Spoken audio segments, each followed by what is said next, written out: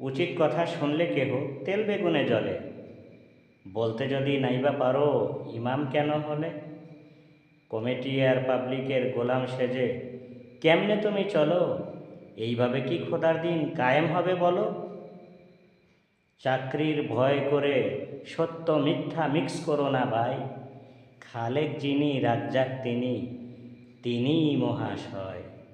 দুনিয়ারই মহে পড়ে লোভী যদি হও, মসজিদের মেম্বার বসার যোগ্য তুমি নও। যদি আলেম হয়ে সঠিক কথা নাহি বলো ভবে, জেনে রেখো রোজ হাসরে জবাব দিতে হবে। বর্তমান সমাজ, বর্তমান প্রেক্ষিতে আমরা বিশাল এক ফেতনার যুগে আছি। সেই ফেতনাটা কি জানেন? নামধারী লেবাসধারী কিছু সংখ্যক মৌলবী, নামধারী লেবাসধারী কিছু সংখ্যক মসজিদের ইমাম মুয়াজ্জিন তথা খাদেম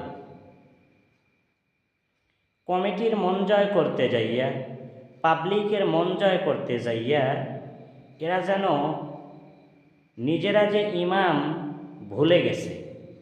আফসোস, ও মিয়া তুমি তো মসজিদের ইমাম। ইমাম মানে কি বুঝো? ইমাম হইল নেতা। ইমাম তুমি তো গোলাম নও। ও ইমাম সাহেব, খতিব সাহেব, তুমি যখন মসজিদের ওই মেম্বরে বসে পবিত্র কোরআনের আয়াত মানুষকে শুনানি করো যে তোমরা সত্যকে মিথ্যার সঙ্গে সংমিশ্রণ করিও না, তুমি আবার কেমন ইমাম, কেমন লেবাসধারী, পোশাক পরুয়া, মুখোশধারী মৌলবী যে তুমি চাকরির ভয় করে কমিটির মন জয় করতে যাইয়া, পাবলিকের মন জয় করতে যাইয়া সত্যকে মিথ্যার সঙ্গে মিশ্রণ করলে? বিবেকে বাঁধল না?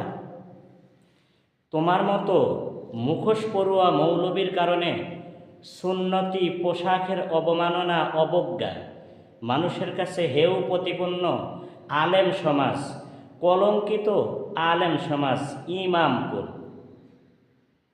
তাই ইমাম যদি হতে পারো ইমামতি করো, গোলামতি করিও না।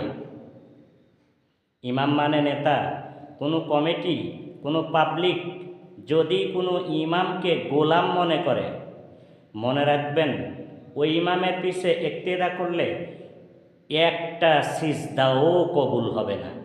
ইমাম সাহেব সাবধান। কমিটির পাইরবি না করে আল্লাহর উপরে ভরসা করুন, তাওয়াক্কুল তার উপরে করুন। সত্যকে সত্য জেনে সত্য প্রকাশ করুন। সত্য মিথ্যা মিশ্রণ করবেন না। পাবলিকের মন জয় করা আপনার দায়িত্ব নয়।